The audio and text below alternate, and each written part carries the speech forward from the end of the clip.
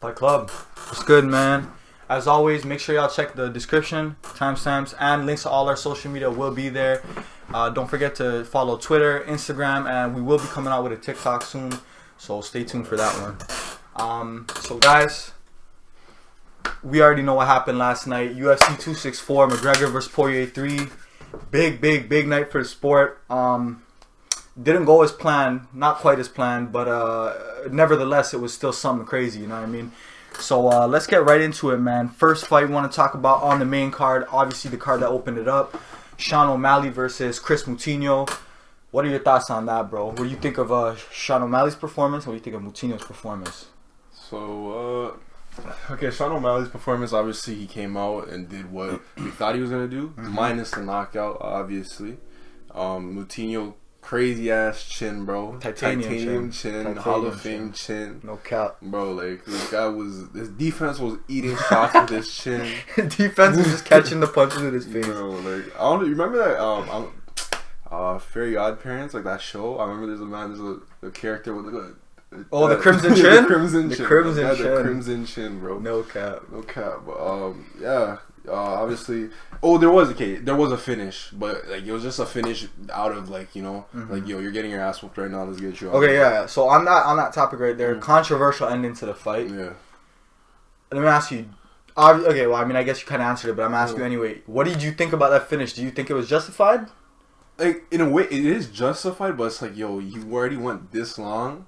You might as well just let them finish it because there was like 30 seconds left. Yeah, so, bro. It's like at that point, just, you know, let him go out on his shield, you know, like he's been taking shots all night. Like that 30, I don't know. I wonder how much that, because I remember the topic was he's looking for like he's looking out for the fighter and his longevity basically as a fighter. He doesn't want him to take too much damage, but like I don't know how much difference that 30 seconds gonna make. Maybe a lot, maybe not that much, but maybe not. I know, but I mean, look, I can understand it because from Herb Dean's perspective, it's like he has a responsibility to make sure that these fighters are safe, you know, and like obviously these fighters have an obligation to entertain and to go out there and do what they do, but at the same time, like, you got to consider, you know, Herb's kind of just looking out for him. Now you know, you could justify what his thought was by saying that the reason he stopped it was because there was only 30 seconds left, you know? He figured, he's like, yo, this is probably going to be like, what, like a 30-24, 3-10-8 rounds? Yeah.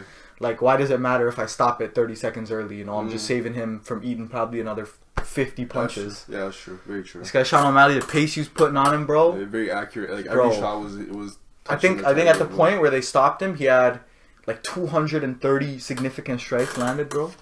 In 2 rounds, fam. This guy was just a human punching bag. That's fucked, bro. That's why it's a dangerous sport. You have to respect anybody that's willing to get in the octagon and just put their body on the line. That's just to just entertain us at home. I agree. That's crazy. I agree, man. Real gladiators out here. So yeah, bro. A lot of people online, man. A lot of you trolls out here hating on people and shit, bro. Listen, man. Stop the hate, man. Show love, bro. You feel me? But anyways, besides the early stoppage and all, I guess from here the next question would be, what's next for Sean O'Malley? Because he did make a couple call-outs at the end of the fight. I think a couple of names that he brought up. He brought up Cody Garbrandt, Peter Yan, Rob Font, Dominic Cruz. Do you see him actually do you see any of those guys being like an actually good matchup for him? Like, who do you think he should fight next? Because you know what, in a way, he's calling out all these guys in the top 10, top 5. If I was Cheeto Vera, I'm sitting there thinking, you know, I beat this guy not even a year ago, and I'm 15 ranked. What gives him the right to just jump? Yeah, it's kind of 5-10 ranks ahead of me, you know. So what do you think? What do you think about that? Oh, if he probably will get a match. That's the thing, because he has like kind of like that Dana privilege, I feel, because he's trying to push him as a star, which he is, you know, like doing the dribble moves and stuff, like entertaining the crowd. Shout out to Sean, man. It's not fair, but it's business at the end of the day, and Dana sees dollar signs, bro. He's gonna go for it, bro. Cap. So, but hopefully Cheeto Vera could, you know, also move up in the ranks, and maybe they'll get that rematch popping later. But yeah, it's not fair, but it's business at the end of the day, you know. Now, do you think Cheeto Vera versus O'Malley 2, the rematch, is something that a lot of people would want to see? Do you think that's like the next logical fight to make? I feel like they should make that fight eventually. Yeah. But maybe not the next fight. But like, you think they should maybe try and build both? Yeah, they should build it. Yeah, so it'd be sicker if Chito Vera like is on the up, O'Malley's on the up, and then both clash. That's a good look. Yeah. It brings a lot of. I think that's a lot of. I think that gives which you're gonna talk about later. I think that's major, like Conor McGregor versus Dustin Poirier 1 vibes. Exactly. Yes. Where both these guys are rising prospects. Whoever wins that fight is most likely gonna be in the title picture, and in that case, we all saw what happened. McGregor ended up taking the dub. So, yeah, man, I think O'Malley versus Chito Vera is gonna be great. I mean, a lot of people like Ariel Helwani always says he's always thought that Chito Vera was gonna fight for the belt before he retired. So,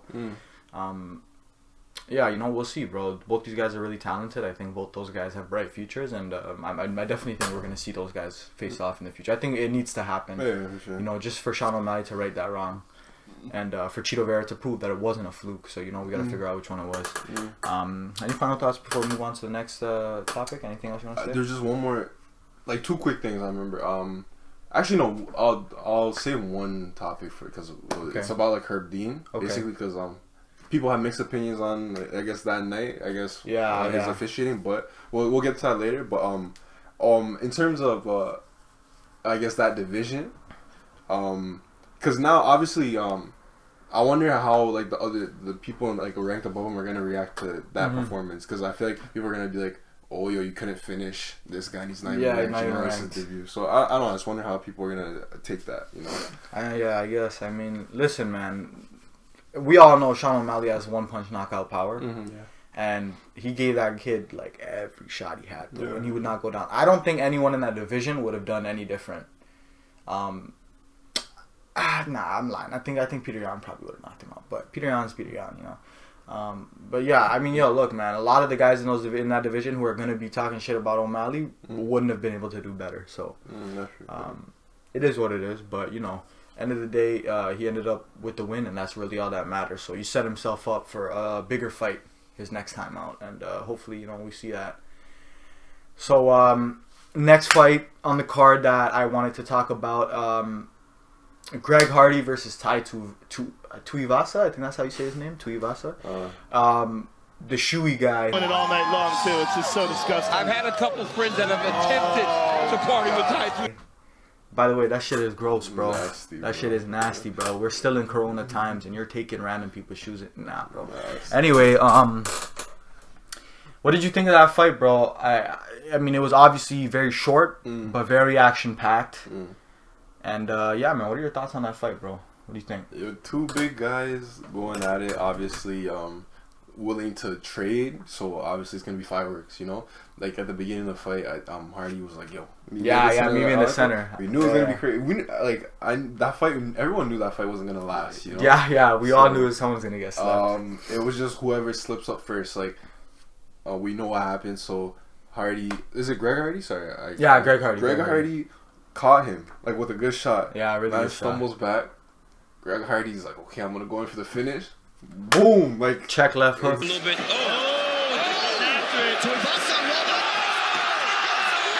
Got him. Put him to sleep. But done, bro. Yeah, like you have to be careful. You can't get hit. But like if if he was a bit more Greg Hardy disconnected. It's like his Wi-Fi went out, man. Just big guy like falling, like it tells you so how much power these guys possess. But it's if you play that maybe a bit more tactically or smarter, would have been maybe a different result. But yeah, I agree. Yeah, you know what I think? I think Greg Hardy losing that fight was a result of his inexperience.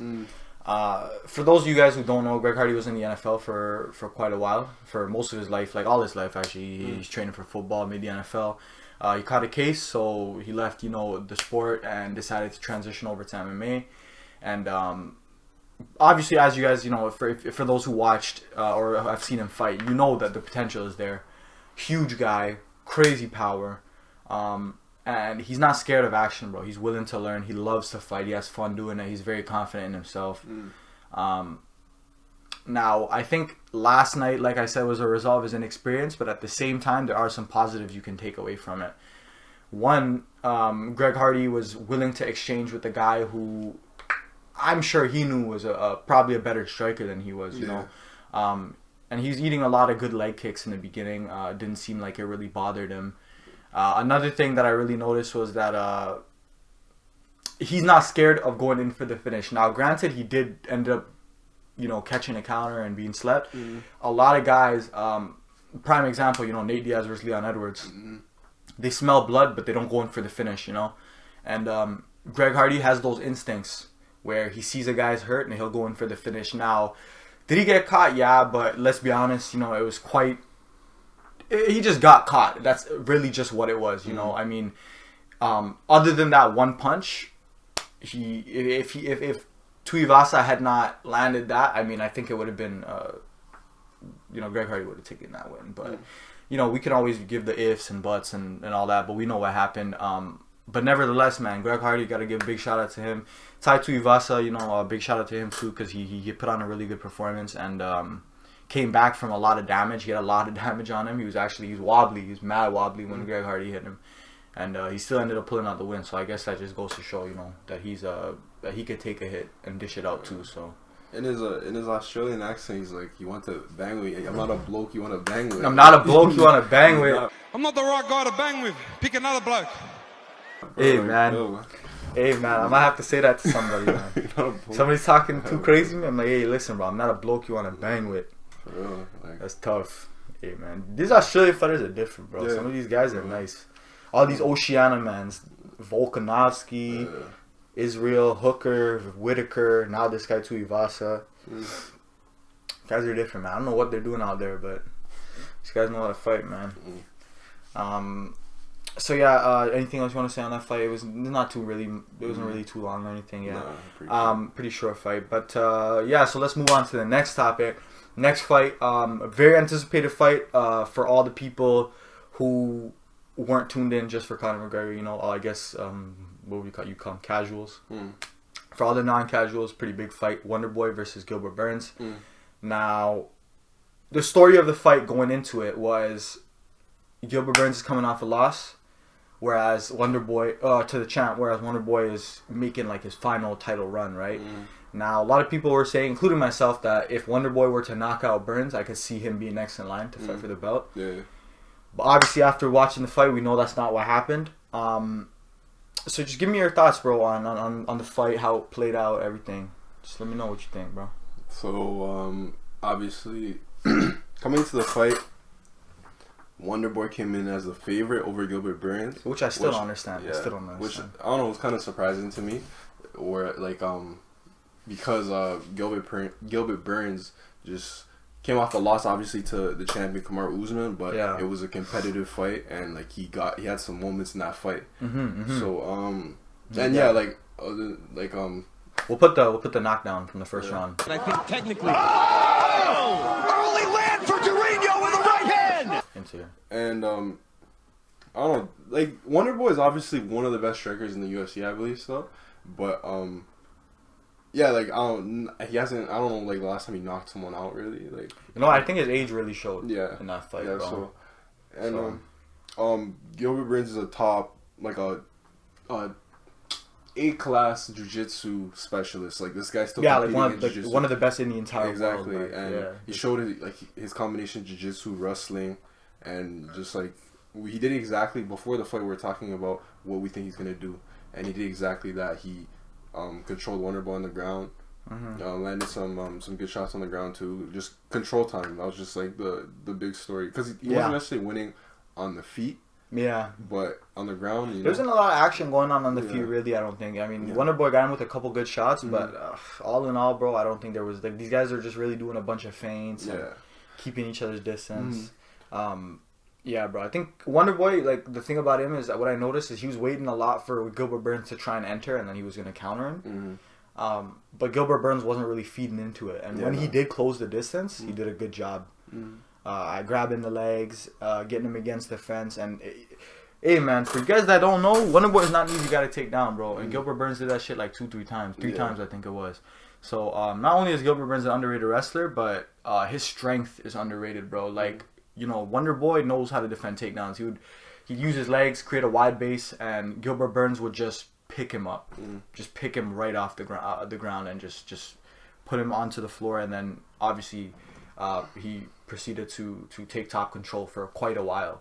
And he was putting a good amount of damage on him, man. Like, he was, he's feeding him punches. And we all know Gilbert Burns is high energy, you know what I'm saying? Like, that guy, once he gets any angles on you where he can start feeding you punches, like, expect to eat, like, 5 or 6 punches. Yeah. Even on, like, I remember he caught, it was, like, I don't know if it was after Wonderboy got up, or after a clinch sequence, but he caught him with a good shot, like, on the fence. I remember Gilbert Burns caught Wonderboy with him? Yeah, like good, like one good shot. I remember he'll put that up if he can find it. That's probably hopefully because YouTube is kind of weird, you know. It's kind of weird, but if we can find it, but yeah, like I'll put it in. But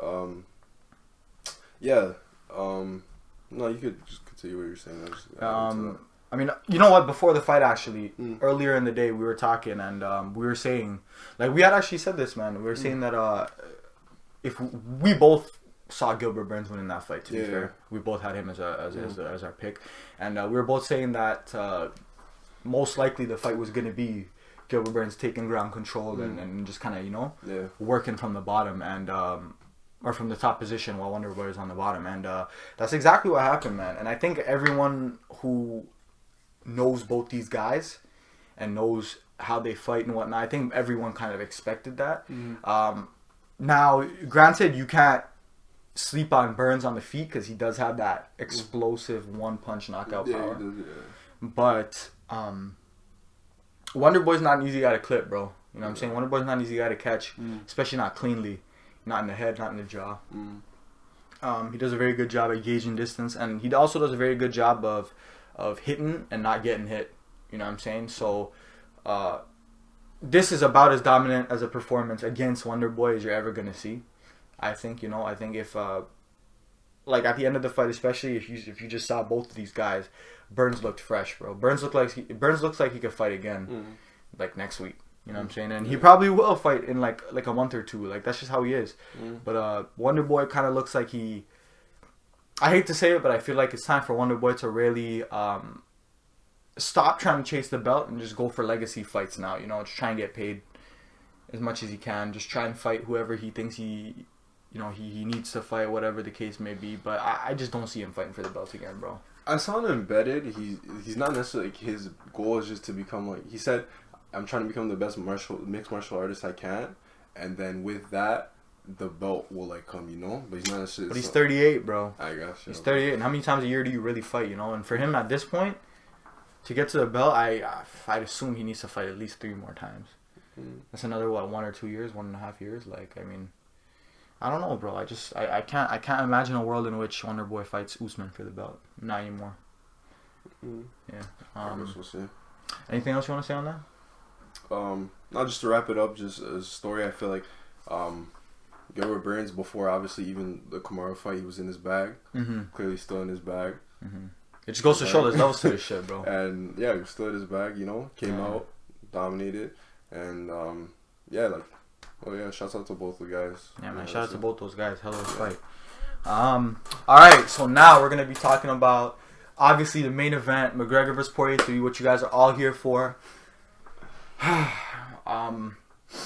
So I want to start this off by first saying, for those of you guys who don't know, I know Yannick knows, I know all my friends watching this know, McGregor is my favorite fighter, like, period. Like, any weight class, anything, bro. My favorite fighter, period. And it was hard for me to watch the performance he was putting up yesterday, simply for the fact that he just...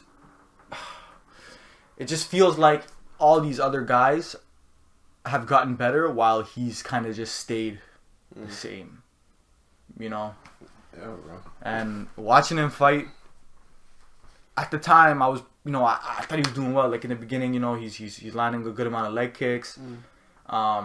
He's keeping the distance quite well. And then, obviously, until he got taken down, I thought he was doing a pretty great job. But after sleeping on it and after really coming to terms with it, I do have to admit, man, that I don't know if we're ever gonna see that guy, that the guy who made the UFC what it is today. I don't know if we'll ever see that guy again. What do you think, man? What do you think of the fight? What are your thoughts on it? While it's still fresh in your mind. While it's still fresh, so it was a short fight. Regardless, though, there's a lot to unpack in this fight. So I remember I was thinking about this. So obviously Conor accomplished great things in the UFC, becoming double champ. Did he leave to go box Floyd Mayweather after? Yeah. After he became double champ, so he leaves to fight Floyd Mayweather, makes a whole bunch of money. Isn't really in the octagon like that, right? In the meantime, Dustin Poirier, I'm not even GK, but like other competition, like okay, but in this case, I'm just gonna talk about Dustin Poirier. Yeah. Dustin Poirier is fighting demons, and he's becoming a demon himself. You know? Bro, yeah. Like the last time, Dustin Poirier's fought, I think 10. No. Bro, he's fought Gaethje. Yeah. Eddie Alvarez twice. Dan Hooker, Habib. Like, bro, just to say that, all the top guys. The last time he lost was against Michael Johnson. No, the last time he lost was against Habib. Khabib. But before that, like he was on a win streak, so he was winning like, against these dogs, and then he loses against Khabib. Well, before the Habib loss, he lost against Michael Johnson, which was in 2016, I saw, or 2016 or 2017, and before then the last loss was against Conor. So, but the whole time, Dustin Poirier's just getting better, you know. So, and obviously Conor was. You know, kind of, he wasn't in the sport necessarily. So, yeah, it's kind of, it shows, you know, in a sense, like. Yeah, I think the hours you put in definitely has shown. Yeah, like he's more complete. But like, especially I feel like the first fight, not the second fight, people saw it as an upset, or maybe even this third fight, but it wasn't necessarily an upset, you know. No, this third fight, McGregor's actually the underdog. Yeah, exactly. Yeah, but like a lot, like I guess, like, it depends if you're a McGregor, like, a lot, I guess casuals would be like, it's an upset. Yeah, casuals will say it's an upset, but I think people who know the sport exactly. will be like, yeah, Poirier's been in his bag, whereas Conor's been out, and, like, Conor even himself after last fight said, right, there's no substitute for octagon. Exactly, yeah. So, just kind of to piggyback off of what you're saying, like, yeah, I agree, man. I think while Conor was, you know, out here making these money moves and trying to box, Poirier was just dedicating his life to this, man. Like, you know, in and out every day, man, grinding, working on his wrestling, his jiu-jitsu, his striking, his just everything, you know, the mental aspect of the game, just kind of figuring out when to do certain things, where to be. Like, Dustin Poirier is a very smart fighter. You know, he understands that there's certain parts of his game that may not be up to par with other guys, but he doesn't allow that to stop him, because he'll make the fight easier for himself, you know. For example, against McGregor, not to say that he wasn't confident in his abilities on the feet, but he knew that his best chance of winning was going to be getting McGregor on the ground, you know, and controlling him, because that's kind of a weak point for Conor.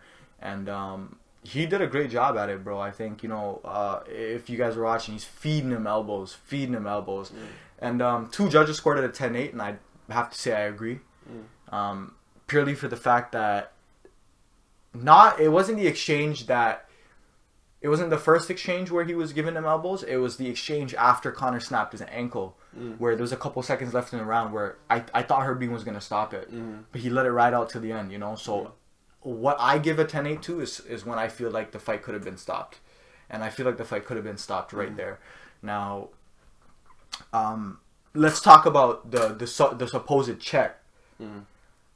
Poirier was saying that in the beginning of the fight, one of the kicks that Conor kicked, he was kind of short on it because he moved his leg back, and Conor hit the bridge of his foot on the side of his knee. Now, for those of you guys who don't understand what I'm saying, just take your hand and just stretch your leg out, bro, and just feel your knee, feel the sides of your knee. That shit is a rock, bro. Anybody who whips their foot at you, like, your foot is very fragile too. Like, I don't think you guys understand. Like, it's easy to break your foot. Yo, you think if I put replays, I'll be like flagged for like for copyright and stuff? Inappropriate, like, you know, because like it's pretty graphic. I don't know. Nah, I don't think so. No. But yeah, like, for you guys who don't know, bro, that shit hurts. And there's a point in the fight, and they replayed it after the fight, where they showed that particular hit, and Dustin Poirier was saying that that's when it broke. That's kind of when it cracked, right? And he pointed at him, and he knew it. And whether he was right or not, bro, just the way that fight ended, it kind of just doesn't sit right with me, you know? And I think a lot of fans would agree. I think even all the people except like the McGregor haters, obviously, you know, the trolls and shit, go online saying, oh, McNuggets, McFuck, like he's done, like all this shit, like, you know what I mean, all these haters. But I think to any fan that actually loves watching the sport, you know, and watches it for just like the fights, you know, I think they want to see this end definitively, because that wasn't a very definitive ending. I don't think, you know. Now let's not get carried away. The fight was trending towards Dustin winning, right? Now I'm not gonna lie, right? Like Dustin was really putting in work on Conor, and odds are he probably would have won that fight the way it was looking if he had continued doing what he was doing. But who's to say that Conor wouldn't have adjusted or done something, right? We don't know. And the sad part is that when Conor got up and he was finally, you know, able to compete again, because, you know, on the ground, on the standing is where he shines. He ended up breaking his ankle right before we saw anything like significant really happen, you know. So I guess the question I'd have for you is, would you be interested in seeing a fourth fight? Do you think it's necessary? And if it were to happen, what would Conor have to do? Do you think he would kind of just like come back and it would happen right away? Do you think Conor needs to win another fight or something? Like, if Conor's able to come back from the injury, God willing, he comes back from the injury, Dana's obviously gonna be ready to make that fight quick, obviously, you know. Dana Black. Fuck Dana White. He sees the money, obviously, but it's like, I feel like, I don't know, that's kind of unprecedented, like four fights. But yeah. Like, I don't know. I feel like it should happen if he does come back, but maybe like hey, hopefully Poirier, let's say it'd make more sense Poirier wins the title, right? And then like it happens like for gold, you know? Like, but then there's gonna be a lot of people like, oh, why is Conor getting an instant title shot? That's true. Right? Yeah, that's why I'm saying he might have to like put in a bit of work, like win some, like at least a fight or two. I've seen people say that Conor should, like, you know, maybe he should try and fight Gaethje or Chandler, or just one of these top guys first, and then beat them. Then we can talk about at least fight, because then you're kind of skipping the line. You are. But that's if obviously it's for UFC gold, you know. Yeah. But, I mean, they could make it a non-title bout, but you know, we saw what happened with Nick Diaz, Conor McGregor, Nate Diaz, Conor McGregor. Conor McGregor was the champ at 145, but they just moved up a weight and made the fight without the belt. So they could possibly do that at 170.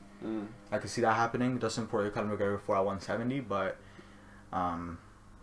yeah, I don't know, bro. I think Conor needs another fight when he comes back. I think they're gonna throw him a warm-up fight anyway, just because he's coming off a big injury. But I think after that, he needs to fight an established top 5 guy before he can even think about fighting for the belt. Because, you know, by the time he comes back, he'll probably get pushed down in the rankings to like 7 or 8. Because he'll be out for quite a while, I'm assuming. I mean, that looked pretty bad. It looked like a pretty clean break. And yeah, man. You know, I just hope Conor can come back, bro. You know, fuck. The crazy thing is, so when there was the Chris Weidman fight versus Uriah Hall, right? So Conor commented, he's like, these people have to be careful about the calf kicks because you could get checked and everything. He's basically kind of just saying like, yo, Dustin, watch out, kind of, because like you could see that's like the result of what can happen, you know, with like the introduction of this kick and stuff, basically. And it's just kind of crazy how, like, you know, like that. Oh no, we don't know like exactly if that's what happened. Like he broke it on the calf kick. It could have been like micro fractures, like over time. I agree. Yeah, it could be. So that, either one result, it's a result of kicking, you know. Yeah, for sure. Whether it was from Dustin or like from whatever training. So you're saying it's kind of ironic. Yeah, it's ironic, kind of. Yeah, it is. But I mean, shit, bro. You know, what goes around comes around, fam. You can't be willing to dish it out if you can't take it, you know. And I think Conor is one of those guys that he enjoyed so much success early on in his career that for him to be going through these struggles now, it's kind of like it's only right, you know. Like he's human too, you know. Not everybody could be like Khabib, 29-0, you know, never lose. And it's sad to see because, you know, a couple years ago, Conor McGregor was the shit, bro. Like, he was that guy. And not to say he's not still that guy, but I mean, if we're talking in terms of, like, can he be the best in the world now? I don't know, bro. after this It's injury. a long, especially with the injuries. If it's a loss, it's different. You know, like you could still. It's a different hurdle.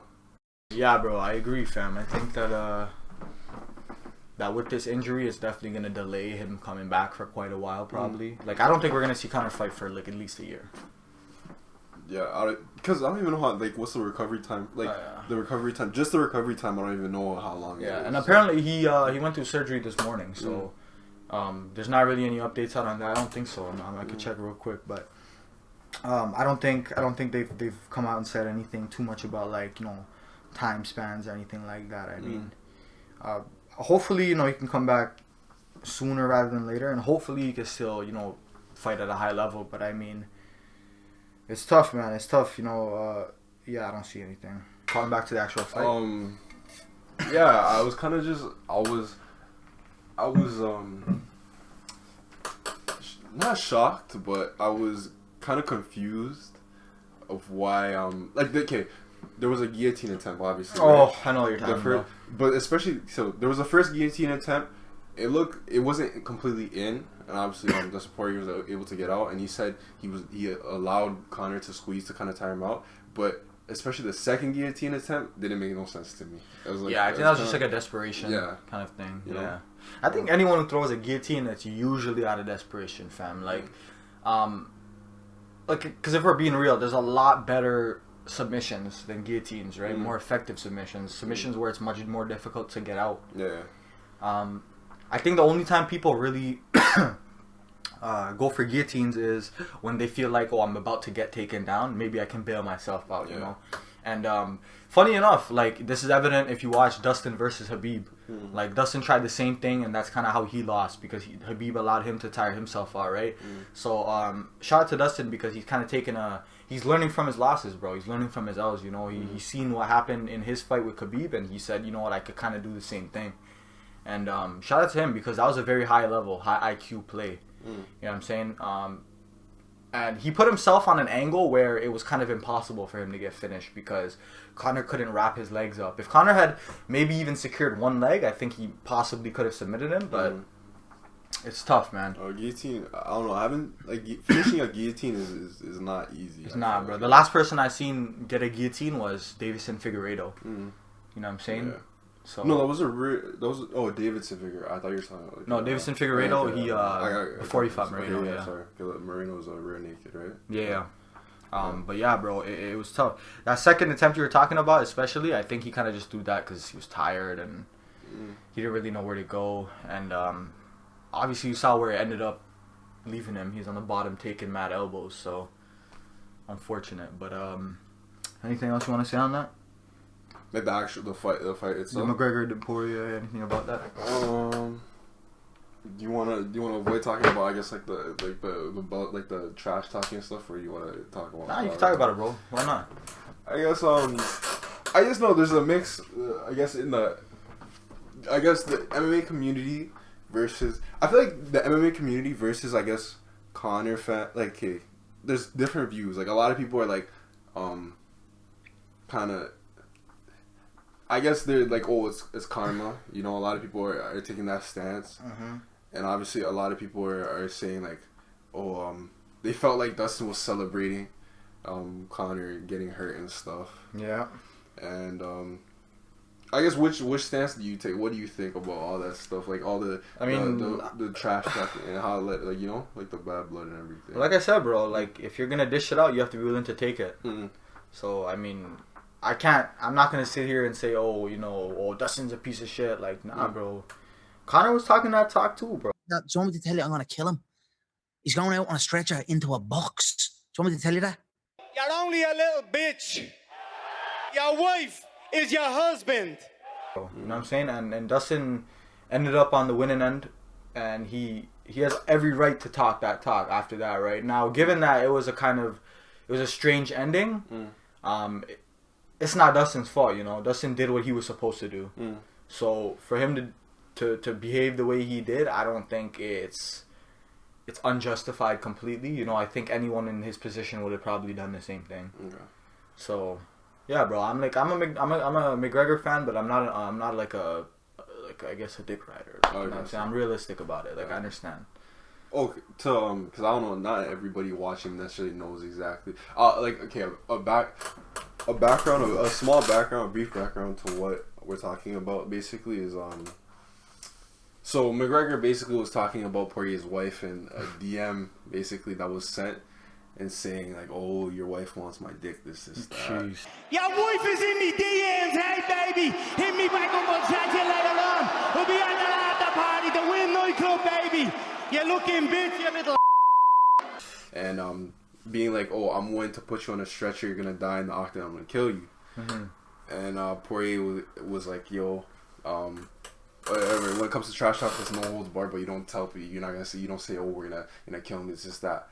Whatever, the fight goes down, everything plays out. McGregor breaks his ankle, and yeah, like after the fight, Poirier's kind of like, he's not like he says like, oh, I hope he gets his family safe, but you know he's kind of like rubbing it in his face in a certain way, like he does like the Billy Strut in front. Yeah. You know, like I don't know, you have to be ready, I guess. Like you said, if you're gonna dish it out, you have to be willing to take it. Yeah, I agree. And, yeah.